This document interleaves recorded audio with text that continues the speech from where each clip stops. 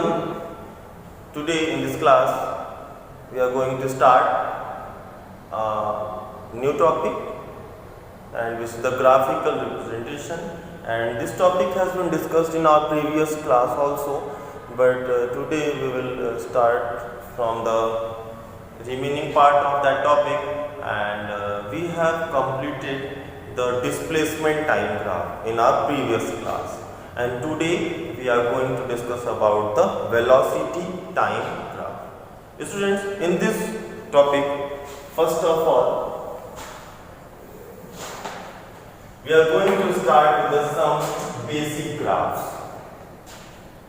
Some basic graph means the very easiest, or you can say the very simple graphs. Yes, students, we can see here on the x-axis we are going to take time, and the y-axis will take the velocity, because this is the velocity time graph. In our previous class we have discussed about the displacement time graph. This is the velocity time graph. Then students, first graph is this. If I ask what this graph is representing, then you will say this graph is showing a constant velocity.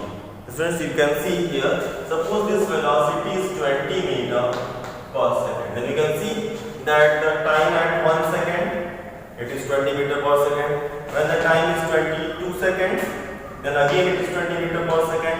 When time is 3 seconds, then again it is 20 meter. Means for continuous it is 20 meter per second. Then this graph will represent a constant velocity. Our second graph is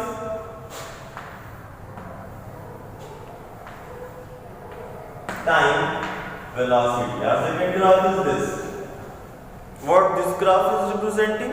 Then this graph is representing a continuously increasing velocity. This graph is representing a uniformly increasing the velocity. You can see here, at the time 1 second there was certain velocity, at time 2 second the velocity has increased, at time 3 second velocity has again increased, and the velocity is increasing uniformly. Third graph, time velocity. At the x-axis there is a time, and the y-axis there is a velocity. In the third graph, we can see here this. This is showing the non-uniform velocity. This is showing the non-uniform velocity. Suppose, students, the graph is like this: time, velocity. Then this graph is showing the decreasing velocity. You can see at the time was 1 second the velocity was this. At the time 2 second velocity has decreased. At the time t second velocity has again decreased. And the time 4 second velocity has become 0. Then this graph is showing the decreasing velocity. Next, in our previous class, as we were discussing on the topic displacement time graph, these graphs are just similar to those graphs which we have drawn in the displacement time graph, but there is the different meaning of these graphs. They are same in the shape of displacement time graph, but these graphs are representing some different thing, because now the variables has been changed. You can see in the last class, here there was a displacement, and at the x-axis was a time, but now here it is the velocity and time. Then whenever you are drawing a graph, then always first of all try to observe that the what variables are there on the x-axis and on the y-axis. Then these are the basic graphs. Students, now we are going to discuss how you can perform calculations using these graphs. How we can solve the numericals using these graphs. For example, I am going to take this graph. Again I will draw it here. I am going to take this graph. This is time and velocity. This is the graph. Students, suppose you want to perform some calculation. Then as our previous class, first step is to check the variables. This graph is between the v and t. This graph is between the velocity and time. In second step, find the relation between v and t. Now we are going to see which type of relation is between the velocity and time. Between the velocity and time, the first relation is acceleration is equal to change in velocity upon time. Now, we have studied in our previous classes that the acceleration is equal to change in velocity upon time.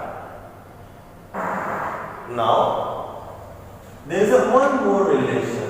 Displacement is equal to velocity into time.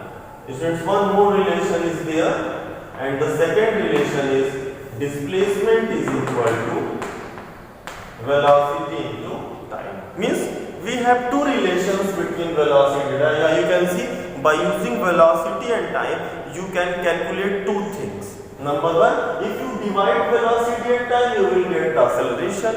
If you multiply the velocity and time, you will get the displacement. These are the relation of physics. Now we are going to observe these things from the graph. Okay. Suppose this angle is theta and I have a time t, and this time t, when meets the graph, at that time the velocity is v. Suppose at time t the velocity is v. Then students, what happen? If this is v, this will also be a v. And if you apply the formula tan theta is equal to perpendicular upon base. And in my previous class, I have also discussed that tan theta is also known as the slope. Tan theta is also known as the slope. Then, if we find from this graph the tan theta, it is v by t, and you can observe this v by t is equal to the acceleration. Means, if you find the slope of the graph, then this slope will be equal to the acceleration. Then the very easiest method to find the acceleration, or you can say if you are performing a calculation from the graph, you should always observe if the relation between these two, v and t, or displacement and time, if these two variables, the relation is in the ratio.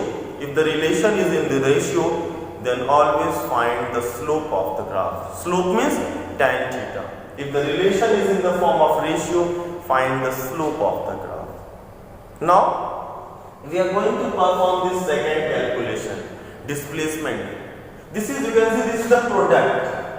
Remember, whenever there is a ratio, then you will find the slope of the graph. Slope means tan theta. And whenever there is a product, then you will find the area of the graph. Whenever there is a product between these two, you will find the area of the graph. You can see from this graph, suppose this is the time t.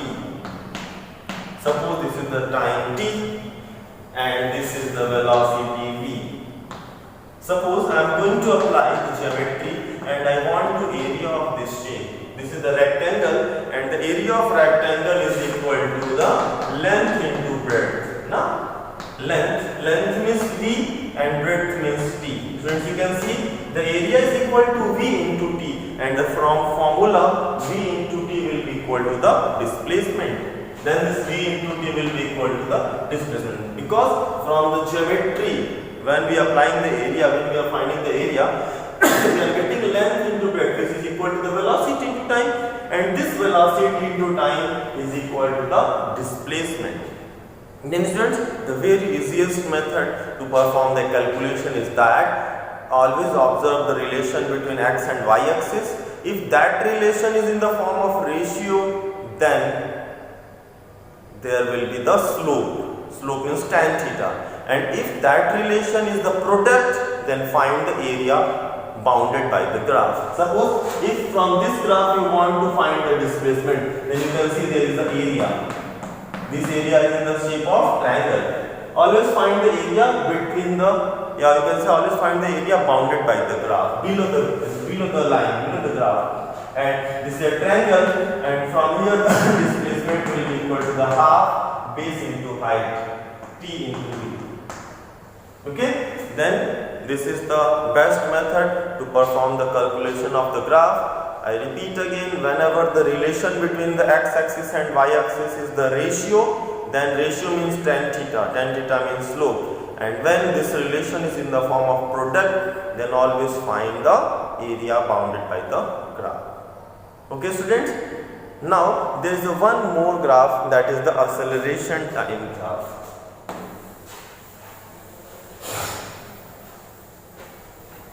Now we have one more graph, that is the acceleration time graph, AT curve. Suppose this is the time, this is the velocity, then this graph, this is the acceleration, and y-axis there will be the acceleration. Then this graph is showing that the acceleration is constant. With increasing time, there is no change in acceleration. Suppose graph is this, then showing the acceleration is increasing. Then students, the calculation will be same. Ratio means slope and product means area. In our next class, we will solve few numerical problems, and thank you for watching.